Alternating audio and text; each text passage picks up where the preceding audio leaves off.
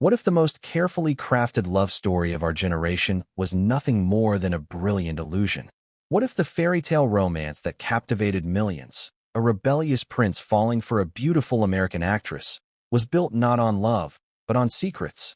Secrets so dark, so deeply buried, that even Prince Harry himself may not have known them. Until now? Brace yourself, because what you're about to hear isn't just another royal scandal. It's not another tabloid headline or fleeting celebrity controversy. This goes far deeper. This is about a power couple built on carefully manicured PR, a rebranding campaign that hid more than it revealed, and a name, Meghan Markle, that might carry a far different legacy than the world was led to believe. Before we continue, please hit the like button, subscribe to the channel, and turn on the notification bell for updates. And yes, it involves Harvey Weinstein. But let's not get ahead of ourselves. Because to understand the magnitude of this story, to truly grasp why whispers are turning into sirens, and why Prince Harry is allegedly reeling behind closed doors, we have to rewind the clock. We have to go back to a time before royal titles, before Oprah interviews, before Netflix millions. Back to when Meghan Markle wasn't a duchess, but a hustling actress trying to survive and win in the cutthroat underworld of Hollywood. And it's there, in that glittering but treacherous maze of casting couches, secret contracts, and unspoken deals, where the story truly begins. But first, let me ask you something. Have you ever looked at someone, really looked, and realized you never actually knew them at all? That's what Harry's reportedly grappling with right now. Because while the palace may have warned him, while family and staff allegedly raised red flags, it wasn't until now. With new allegations surfacing, with powerful men turning on each other, and with files that were never meant to see daylight, that the full picture is finally coming into view. And what's in that picture? Well, let's just say it's not the humanitarian ambassador or feminist icon we've been told to applaud. It's something else entirely. Let's paint the scene. It's 2010. Meghan Markle is in her late 20s, bouncing between minor television gigs and modeling side hustles. She's attractive, yes, poised, charming, but she's not breaking through. Not yet. She's not the star. Not even close. Suits hasn't happened. Royal introductions are years away. She's struggling. And Hollywood doesn't care. Unless you play the game. Unless you know the right people. Or worse, unless you're willing to be known by them. Now, this is where things get blurry. Intentionally blurry. Because Meghan's pre-fame history is filled with gaps. Inconsistencies. Jobs that don't match timelines. Appearances that don't make sense with known earnings. Travel to places that raise questions. Industry whispers that never made it to print, until now. And among those whispers? A name. One that sent a chill through the entertainment industry when the truth came out in 2017. Harvey Weinstein. Yes, that Harvey. The convicted predator, the disgraced mogul. The man whose shadow loomed over Hollywood's golden age like a parasite. And while many women were undeniably victims of his manipulations, others, according to former insiders, played a different role. Willingly or not, they participated in a transactional world. One where favors flowed both ways. One where careers were built not in audition rooms, but in private suites. With expectations. And sources, credible, once silent sources, now claim Meghan Markle's name wasn't just floated in those rooms. It was known. Now, to be absolutely clear, we are not here to speculate recklessly. We're here to expose patterns, contradictions, and documented accounts that are now being pieced together by journalists, ex-insiders, and even former palace aides. What changed? Why now? Because the media walls are finally cracking. Because Harvey Weinstein, now a prisoner with nothing left to lose, has reportedly begun naming names, not in public statements, but in off-the-record whispers, letters, and retaliatory leaks. The man who once trafficked in silence is now surrounded by noise. And somewhere in that noise, the story of Meghan Markle. More specifically, the version of Meghan's early career that never made it to the TIG, that was carefully omitted from the Vanity Fair cover story, that Harry, by all accounts, never pressed too deeply about. But now, it's pressing back. One former executive, whose identity we'll withhold for now, told a journalist, there was always a reason Meghan was treated differently. It wasn't about talent. It was about access. Another source. Everyone knew she had backing. The question was always, Who was paying the bill? And then, the email, leaked just last year, sent from a Hollywood agency to a royal staffer in 2016. Subject line, confidential, M. Markle background. Its contents? We'll get to that. But it wasn't just career gossip. It wasn't just resumed discrepancies. It included allegations of escorting, of high-end sex work, of arranged meetings with powerful men in hotel suites, the kind you don't report to SAG FTRA. And yet, the most shocking part? The palace reportedly ignored it. Why? Because by then, the PR machinery was already in motion. Meghan had been cast not in a television show, but in the role of a lifetime, Prince Harry's bride. And the firm, as it's known, doesn't backtrack once a narrative is sold. But someone else didn't forget. Someone with receipts. And now, that someone has come forward, not to attack Meghan, they claim, but to reveal how deep the lies go. And yes, Harry is reportedly livid. Because this isn't just about an uncomfortable past.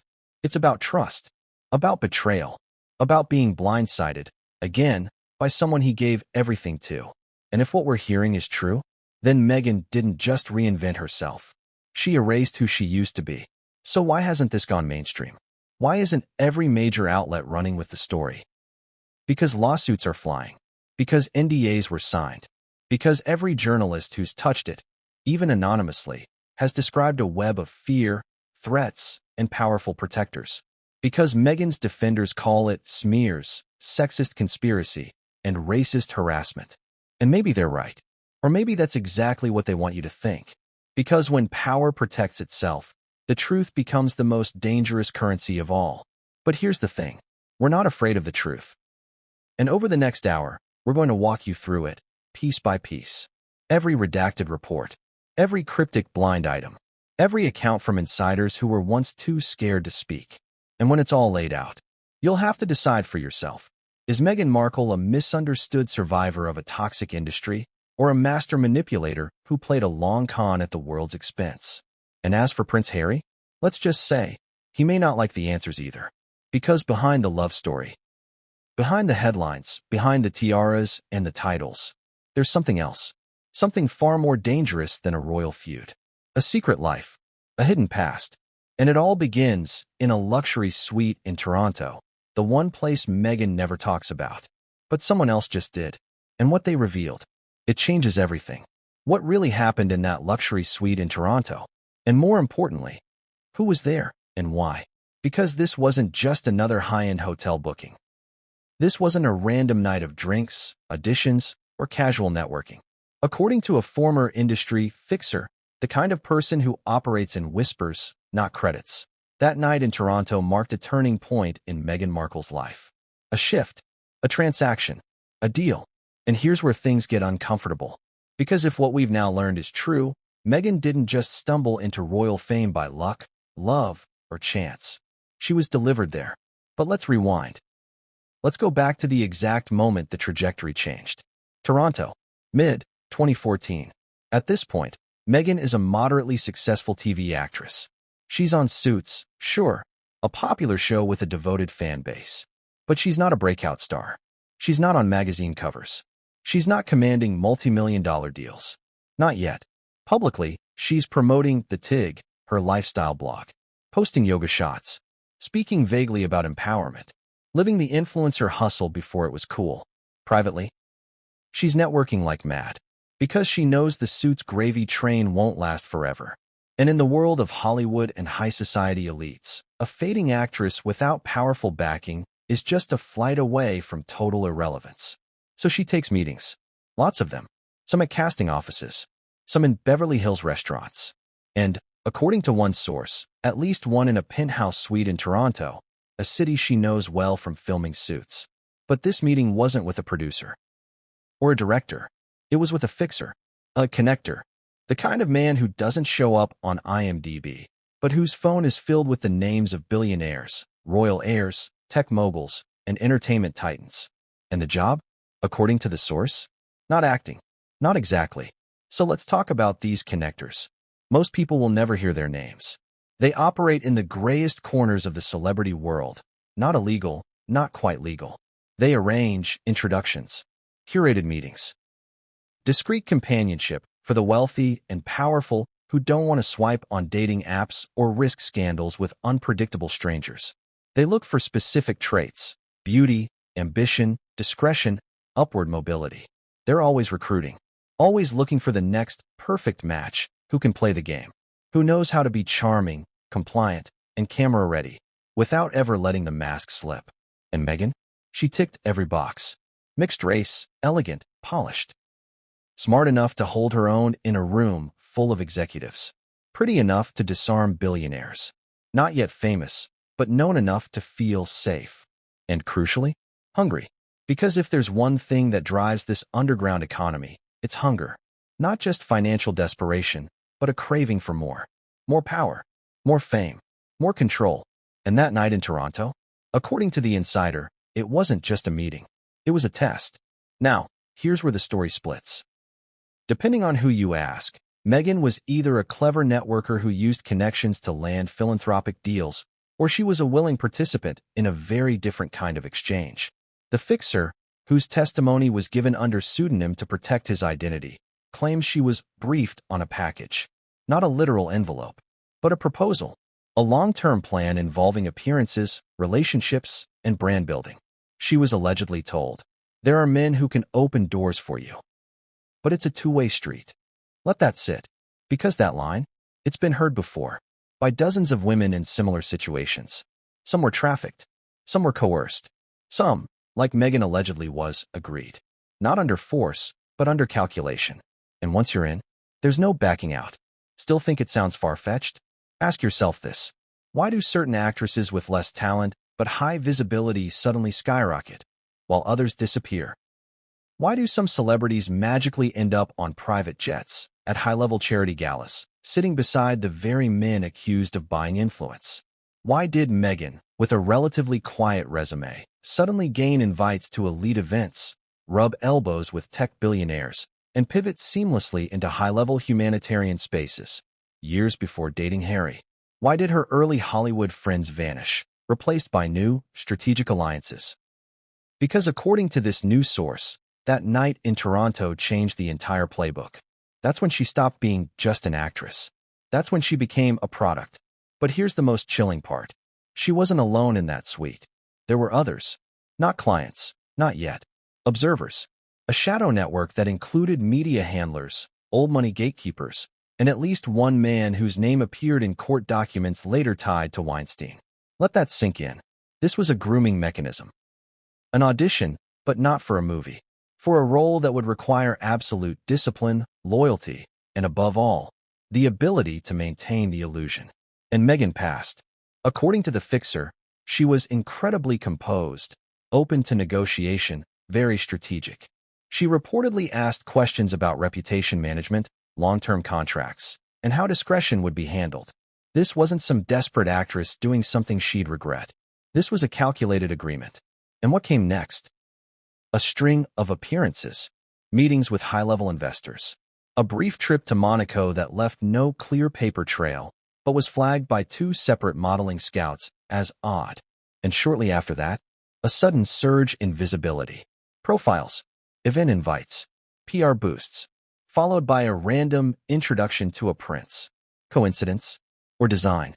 Ask yourself, how does a moderately known American actress, divorced, living in Toronto, with no aristocratic ties, suddenly end up introduced to a senior royal?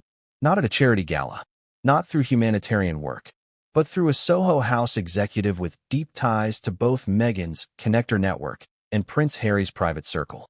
That introduction wasn't organic. It was orchestrated. And if you still think this is all just smoke, let's jump forward to what Meghan did right after her royal engagement was announced.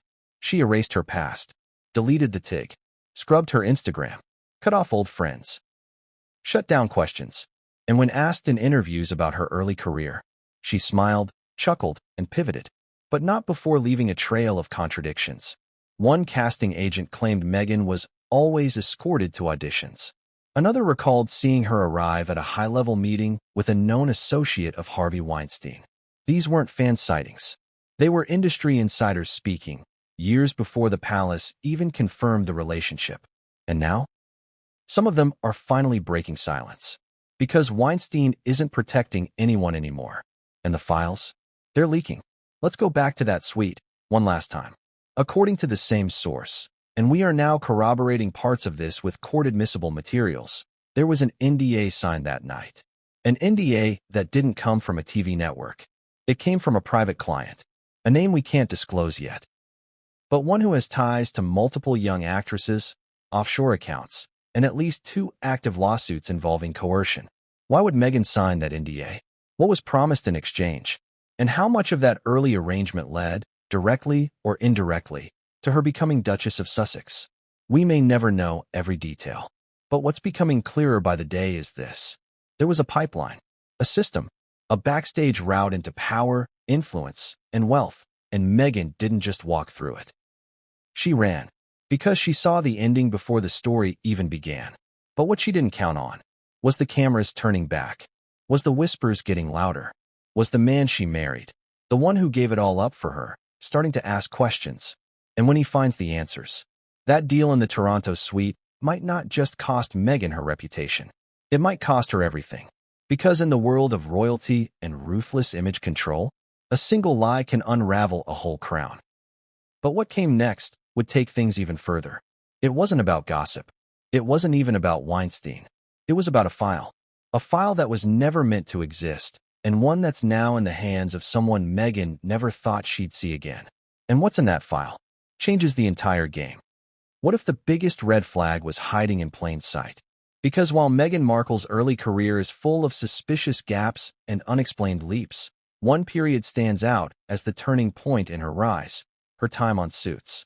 At first glance, Suits seems harmless. A sleek, cable network legal drama based in Toronto. Nothing revolutionary. No global syndication juggernaut. Meghan wasn't the star. Not even close. She was Rachel Zane, the stylish paralegal turned love interest. A side character with a clean-cut wardrobe and a tidy arc. But dig a little deeper, and something starts to feel off. Unnatural.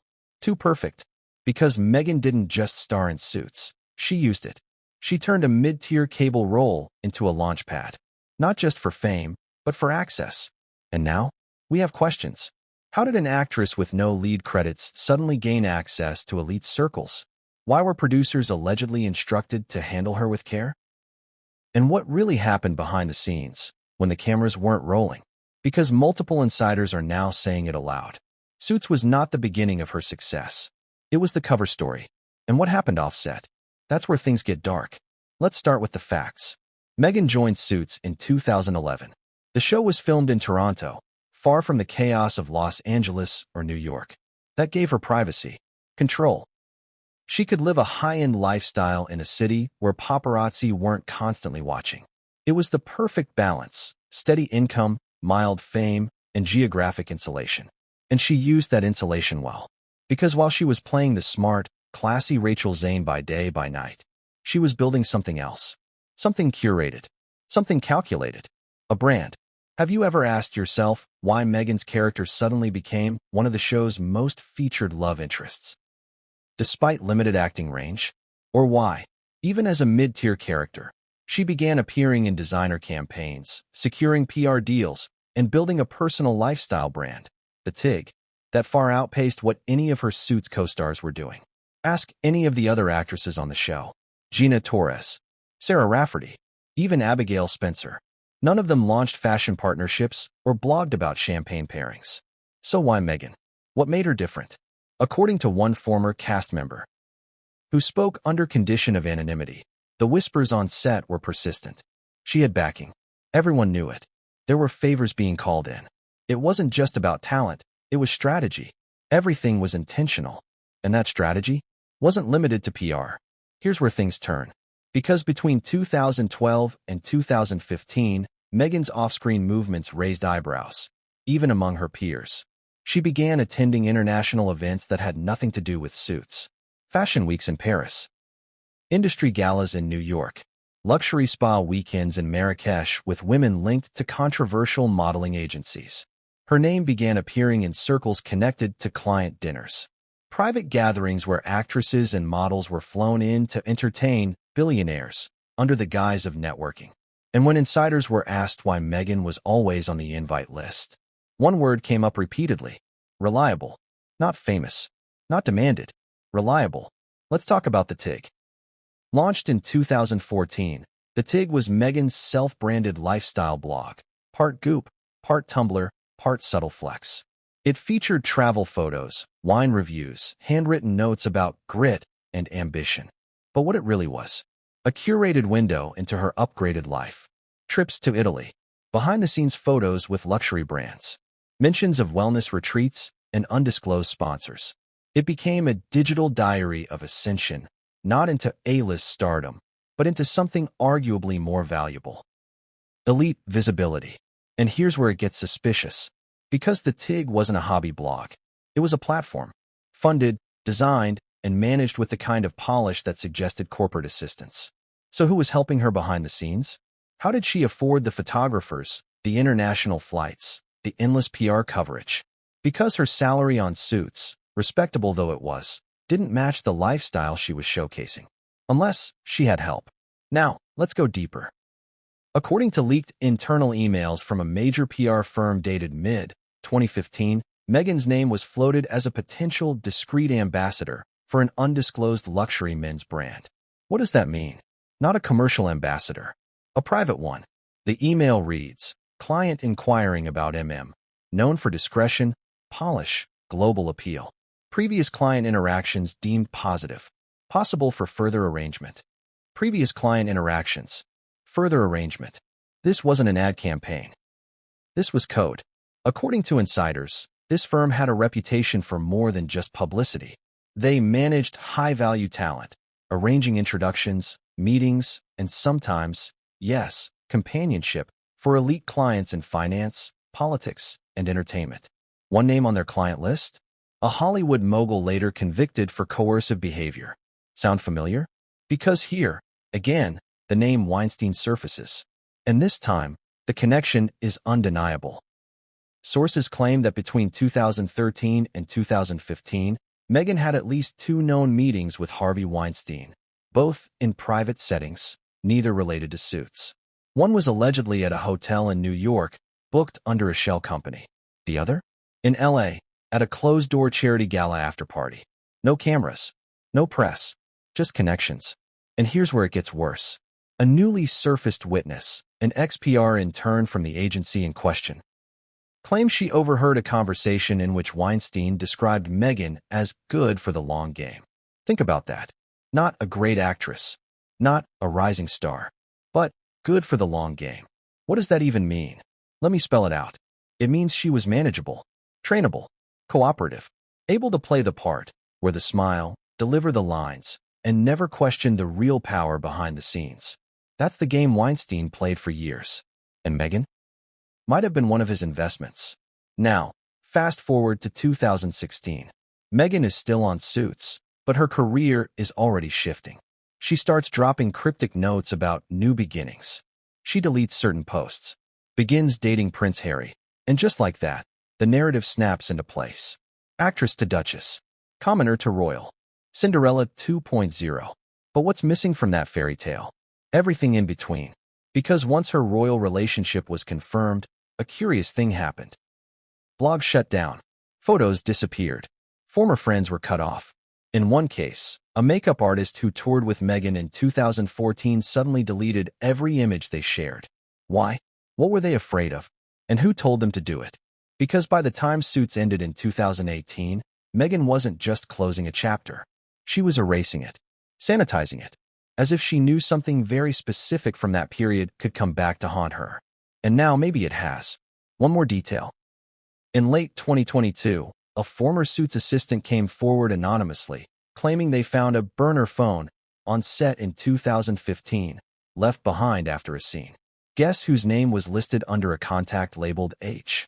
No, not Harry, but Harvey.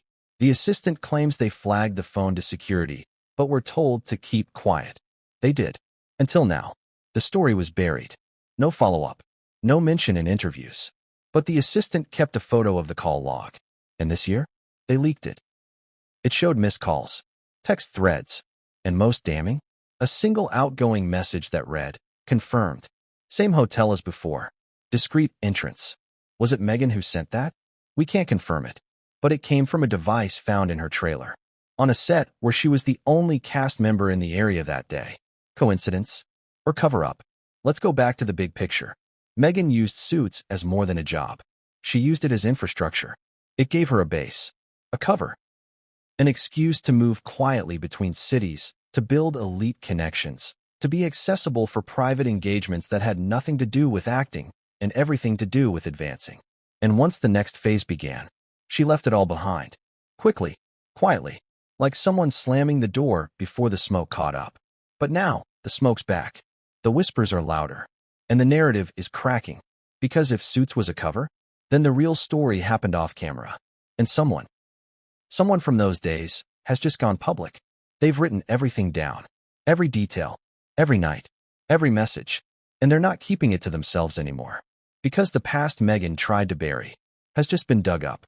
What if the man the world despises most, the monster who left a trail of broken lives and shattered careers, held the key to the Duchess's past? What if, hidden among the darkness, lies a truth even Prince Harry can't ignore? Let's not tiptoe around it. Harvey Weinstein was a predator, a manipulator, a kingmaker, and for years, he operated with near-total impunity, handpicking who would rise and who would never work again. But as his empire crumbled, as the walls finally closed in, and as survivors found their voice, the man behind the curtain didn't go down quietly. He documented everything. And somewhere in those files, buried beneath NDAs, settlements, and damning voicemails, lies Meghan Markle's name. Let's start with the list. When Weinstein was first arrested in 2018, investigators seized hard drives, notebooks, burner phones, and what the press came to call the Black Book, a contact list of celebrities, producers, models, and handlers. That list was leaked. Partially. Most names were redacted. But among the known entries, coded references, initials, symbols, and multiple aliases now believed to refer to Meghan. Here's why. In a 2013 section of Weinstein's notebook, he lists MM beside a London phone number. Not a US number. Handwritten beside it. Reliable, vetted, long game. Sound familiar? That same phrasing, long game, was mentioned in Chapter 2 by a PR assistant who overheard Weinstein discussing Meghan at a party. Coincidence? Unlikely, especially when the same list includes key words tied to her exact timeline. Tig, Suits girl, and most disturbingly, good face, knows protocol. Protocol. That's not language you use for auditions. That's language used for escorts. Or grooming. And yes, we said the word. Because that's exactly what this looks like. Multiple former Weinstein staffers have since come forward, some under legal protection, claiming that Meghan was known within the company's circles. Not as a victim, not as a collaborator, but as a contracted presence. One assistant, who testified under seal, said she was once instructed to book for a closed suite dinner in New York. No media, no photos, only two attendees, Weinstein and a Saudi investor. She claims the meeting lasted 90 minutes. And when asked afterward if everything went smoothly, Weinstein allegedly replied, "Of course. She understands the game." Let that sink in. She understands the game. That phrase has shown up now in 3 separate testimonies about Meghan, across different locations, years, and witnesses. The implication? She wasn't naive. She wasn't exploited. She was active, a participant in the machine. Now, let's be clear. None of this is meant to shame women who did what they felt they had to in an industry built on power imbalance. Many were victims. Many had no choice. But Meghan? She's built an entire global brand on being a victim. Of the media, of the monarchy, of racism, of bullying. So if she willingly entered arrangements for power, if she courted the protection of monsters to climb the ladder, and then reinvented herself as a feminist icon, that's not survival. That's manipulation. Let's talk about the apartment. In 2015, Meghan reportedly stayed for several nights in a private residence in Soho, New York. Not a hotel, not a friend's flat. It was an apartment owned by a holding company traced back to one of Weinstein's shell corporations. The address was also listed in Weinstein's seized financial files under the header, Client Suites. A second woman, whose name was redacted from court documents, confirmed the location was used to host rising actresses for private grooming sessions. and Meghan was on the lease for 3 nights. No explanation, no photos, no TIG blog post, just silence. Why? Because she didn't want that part of the story written down. But Weinstein did. And according to 2 legal analysts close to the case, Meghan's name appeared on multiple documents during the forensic audit of Weinstein's enterprise. Emails, car service logs, wire instructions for image consultation services. Her digital fingerprint is everywhere. And then, the biggest leak of all. In 2024, a disgruntled former Weinstein associate, seeking leniency in his own legal troubles, turned over a USB drive to federal investigators. On that drive, audio, dozens of conversations secretly recorded over the years, some with celebrities, others with lawyers, and some with the women themselves. Only a few of these have been made public, but one is labeled MM 2015. NYC. Private call. It's a grainy, muffled conversation between Weinstein and a woman whose voice experts now believe is Meghan's. In it, she allegedly says, "I did what you asked. It wasn't easy, but I kept my side clean." Weinstein responds, "That's why you'll go far. You're not like the others. You see the big picture. If authenticated, it's damning. Not because it proves abuse, but because it suggests collusion. A strategic arrangement. And that changes everything." So what does this mean for Prince Harry? According to a royal aide, who has since resigned, Harry was never told about these connections. When Meghan's background was quietly investigated by palace staff in 2017, several of these links were flagged. But the findings never reached his desk. Why? Because the palace feared scandal. Because Harry was in love. Because once the engagement was public, there was no turning back. So they buried it. Until now. And when these files resurfaced, through American legal leaks, not British investigations, Harry was allegedly furious. Not at the palace. At her. For not telling him. For pretending the past didn't exist. For letting him walk into a royal war with a ticking time bomb on his arm. And now, that bomb is getting louder. Let's talk motive. Why would Weinstein keep all this? Why would he document Meghan, and so many others, with such obsessive precision? Because that was his insurance. He knew that someday, the empire would fall. And when it did, he wanted leverage. Names, deals, secrets, things he could trade. And Meghan was one of those secrets. She was his long game. But when she married into the royal family, when she stood next to the Queen, when she gave speeches about female empowerment, she became untouchable. For a while. But now, she's not untouchable anymore. Weinstein's leverage is gone. And he's not going down alone. One final detail. In a letter allegedly smuggled out of Rikers Island last year, Weinstein wrote to a former associate. They think she's a princess. But she knows who she is. And so do I. We don't know if Meghan ever saw that letter. We don't know if Harry did. But it exists. And if even a fraction of what we've uncovered is true, then the royal family, and the world, has been sold a fairy tale built on the lies of a disgraced predator and a woman who knew exactly how to play him. Because in Weinstein's shadow, some didn't run. They followed. And the trail he left behind leads straight to Buckingham Palace. But what's even more damning is the connection to Monaco, to a specific trip Meghan took in 2014. A trip that's never appeared in her public timeline. A trip with no known companion. And a trip tied to one of the most exclusive and darkest elite social clubs in Europe. The same club now under investigation. And someone from that night just spoke out. And what they revealed shatters the last illusion. Why did Meghan Markle suddenly disappear from the public eye for 4 days in the summer of 2014? And why has that trip, an unaccounted journey to Monaco, never once appeared in her own retelling of her life? No Instagram photos. No blog entry on the TIG. No interviews. No girls' trip excuse. Nothing. Just a gaping hole. But that hole has just been filled. Because someone who was there, a former high-end model turned whistleblower, has broken her silence. And what she describes is not a vacation. It's a recruitment.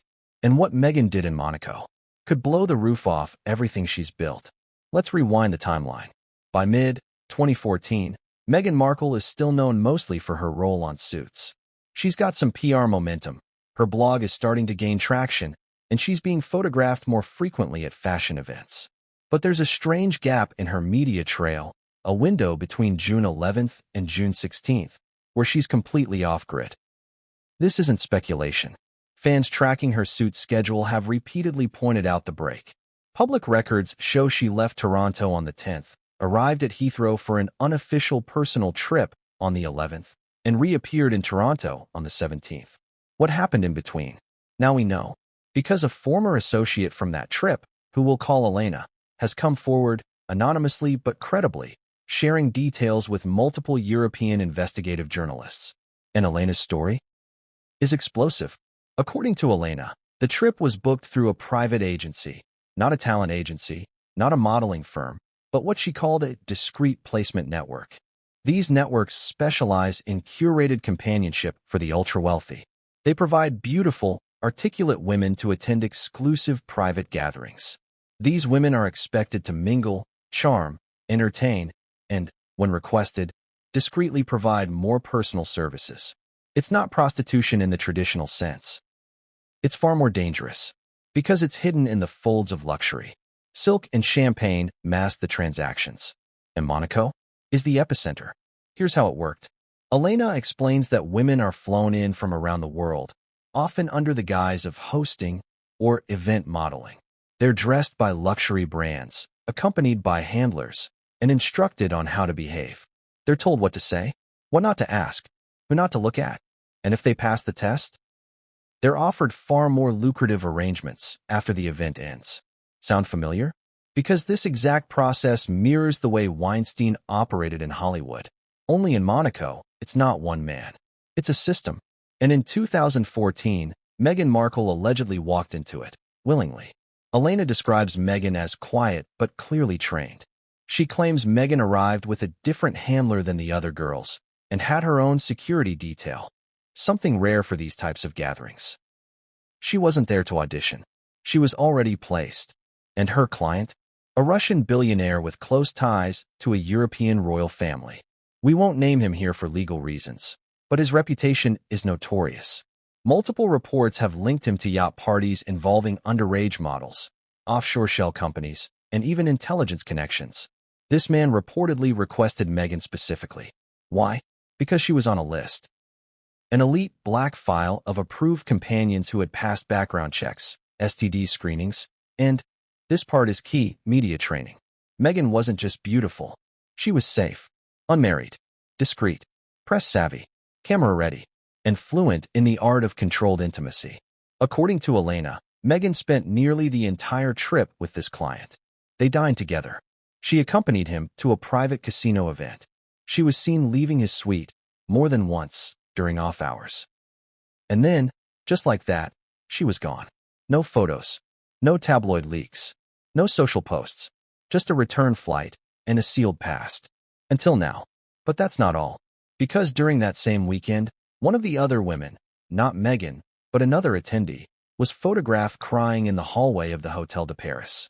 That woman later filed a private complaint to a European watchdog agency, alleging coercion and abuse. Her complaint was buried, but in her file, she mentioned another woman by name. Meghan Markle, not as a participant in abuse, but as a witness. A woman who, in her words, looked the other way. The quote is haunting. She saw, she knew, but she never said a word. She just smiled and vanished like it never happened. That document has never been published. Until now. Because that agency is now under investigation itself. And the leaked files, hundreds of them, include names, room logs, and itineraries. And Meghan's name is in them. Twice. So what does this mean? Was Meghan coerced? Was she complicit? Or was she just playing the game? The same game so many ambitious women are forced to play in industries where silence is currency? That's for you to decide. But let's not ignore the pattern. Because this Monaco trip, now corroborated by at least 2 witnesses and 3 travel logs, fits perfectly into the shadow career we've been uncovering. It was a high-end gig, paid in cash, arranged through hidden channels, tied to power players, and completely absent from her public biography. Because it had to be. She was building a future, a brand, and this kind of past could destroy it. Ask yourself this. Why, when asked about her travels in early interviews, did Meghan always mention Africa, India, or Italy, but never once reference Monaco? Not even in her blog. despite it being one of the most glamorous destinations in the world. Why? Because that trip wasn't about travel. It was a transaction. And according to Elena, Meghan left with more than just a payment. She left with a contact, a number, a link to someone or something that would connect her to the next level. And what was the next level? A meeting 6 months later in a Soho House clubroom in London with a prince, a man who had no idea what came before, and even now might still not know. There's one final twist. A blurry photo has surfaced, allegedly taken during that 2014 Monaco trip. It shows Meghan, glass of champagne in hand, standing beside two other women, both of whom have since been identified as escorts tied to the same placement agency Elena spoke of. The image was never published.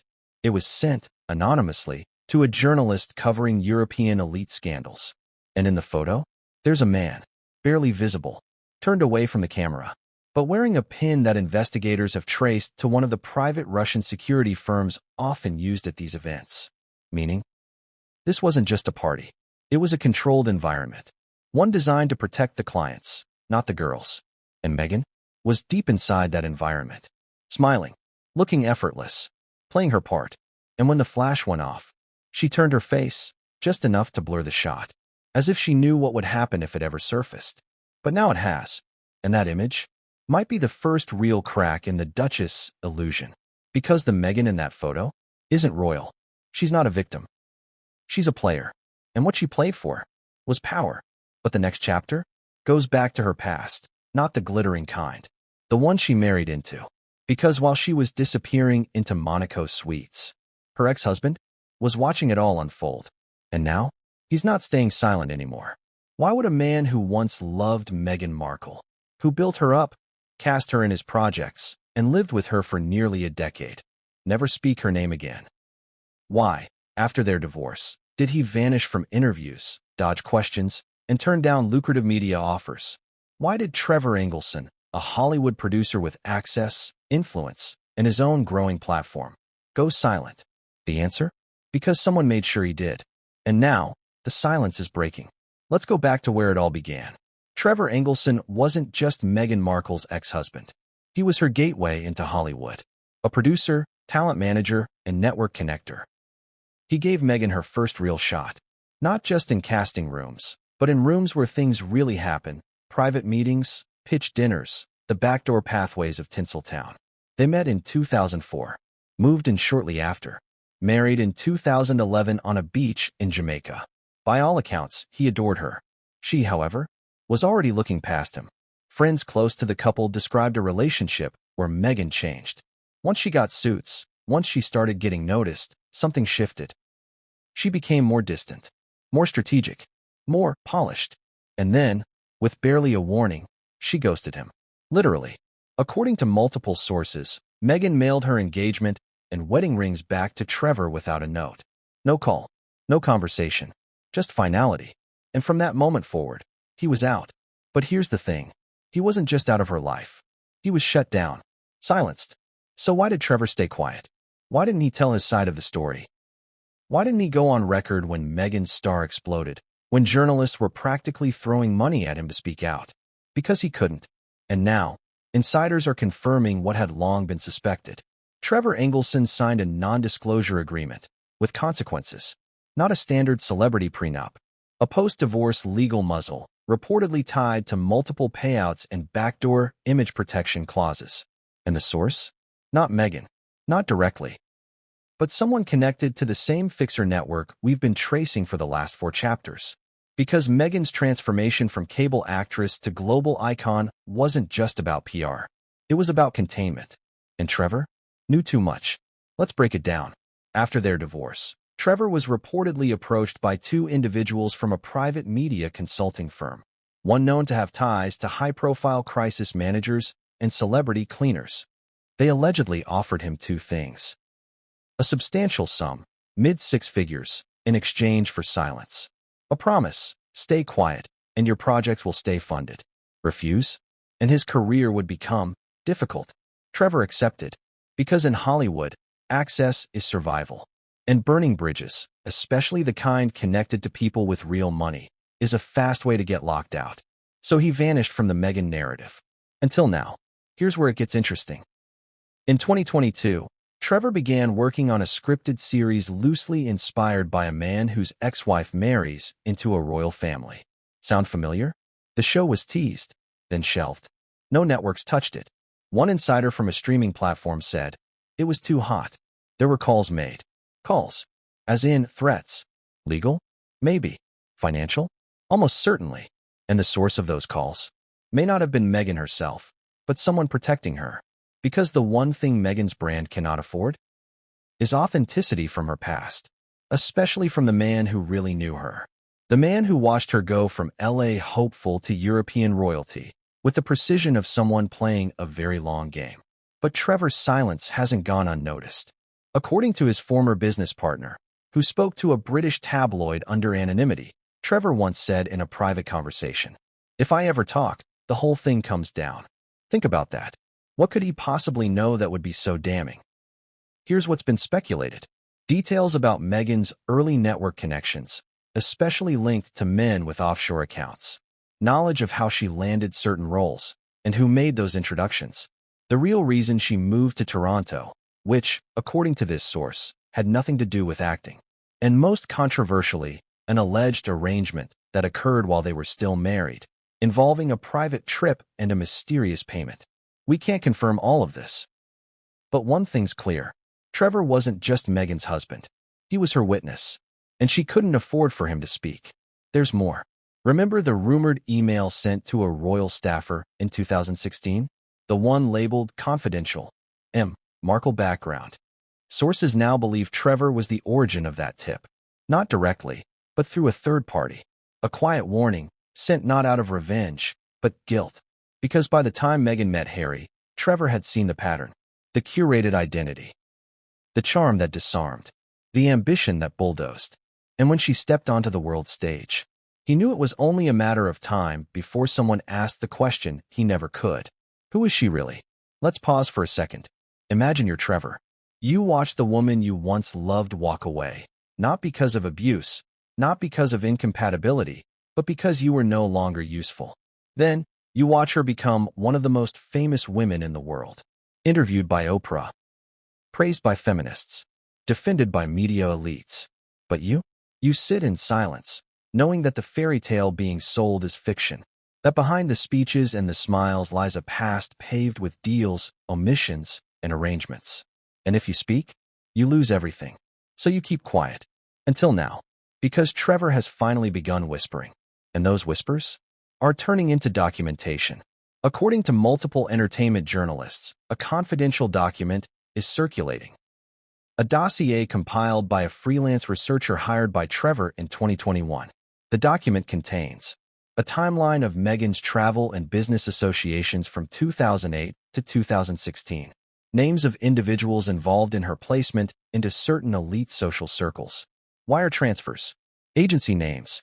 And most shocking, a sealed deposition draft, written but never filed, describing an incident involving Meghan and a client at a private villa in 2013.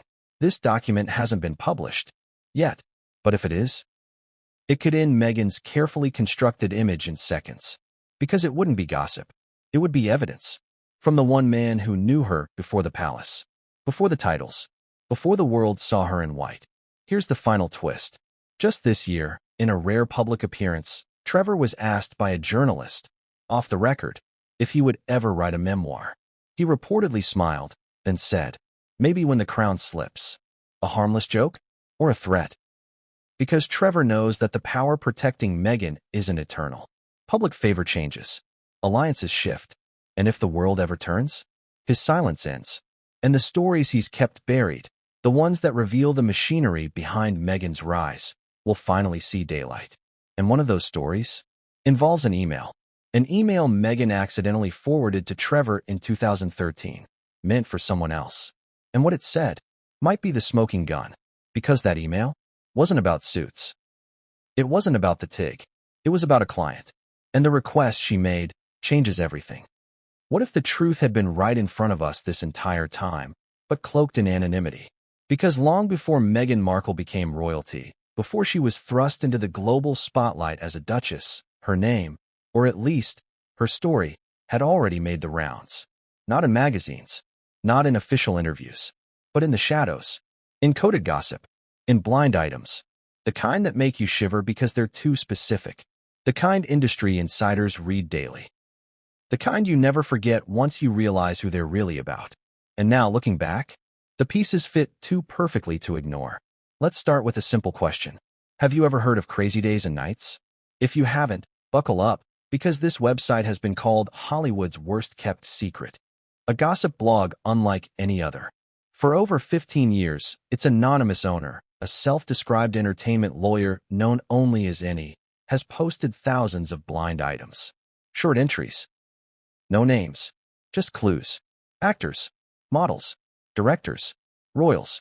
Some are lighthearted, others terrifying. But the common thread? They almost always turn out to be true. We're talking years in advance, before #MeToo, before the Epstein revelations, before casting couch confessions became public.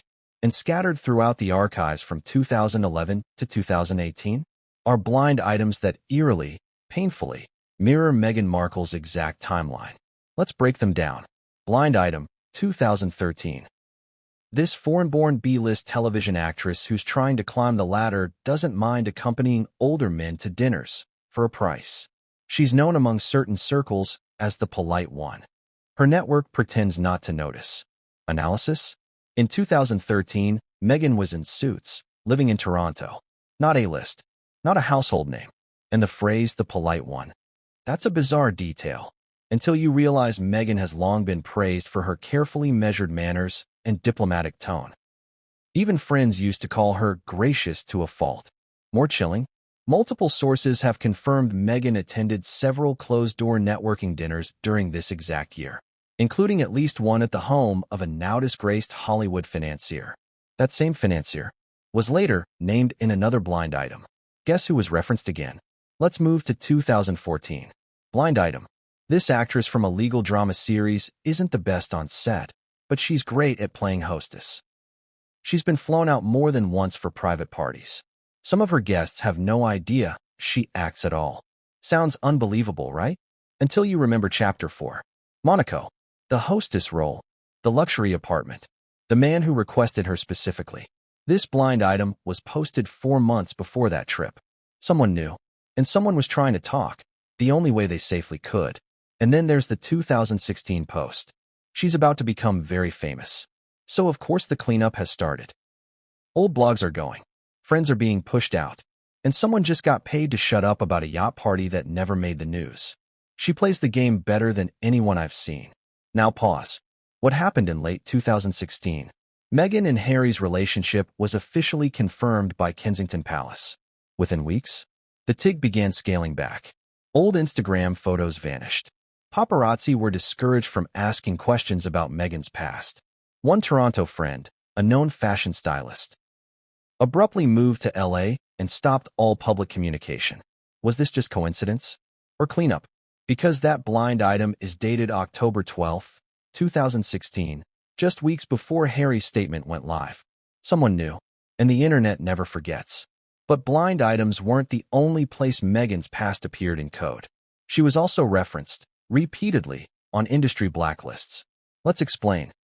In the entertainment world, there are unofficial do not hire lists circulated among studios, casting directors, and agents.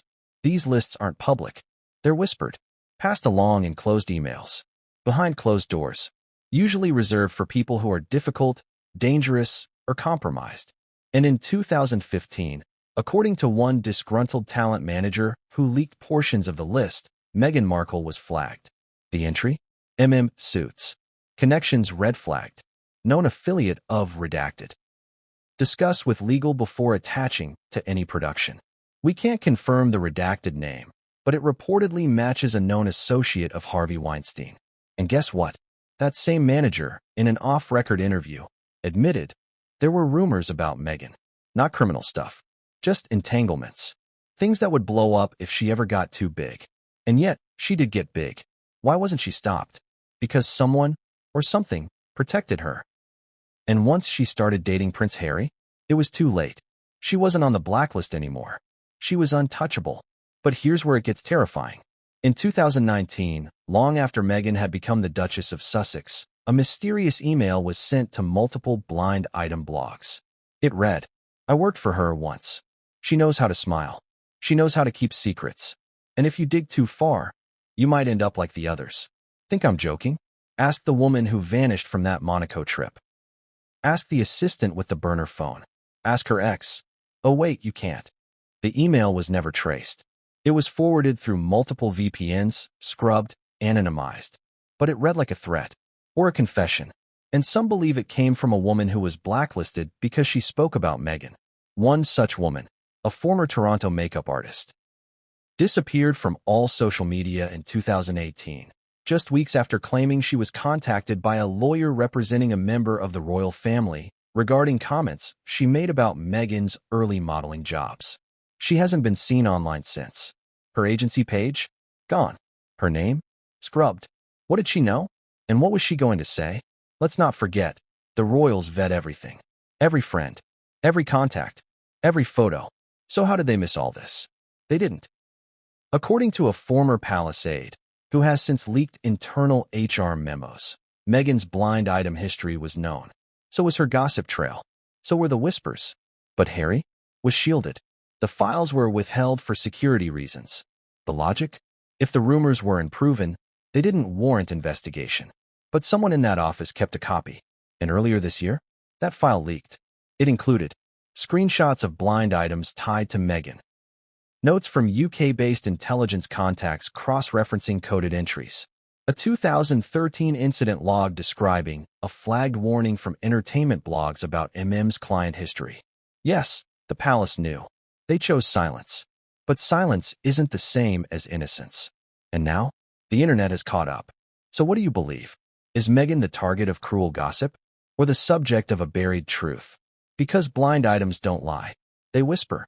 They warn. And when you trace them back, when you connect the dots, when you match the timelines, when the same phrases appear over and over, you find the pattern. A woman with secrets, a system of protection, a history written in fragments and erased in daylight. But nothing stays buried forever. And now, the blacklists are being updated. New names are added. Old ones are remembered. And someone from Meghan's inner circle, someone who stayed silent for years, has finally agreed to speak on camera. A former friend.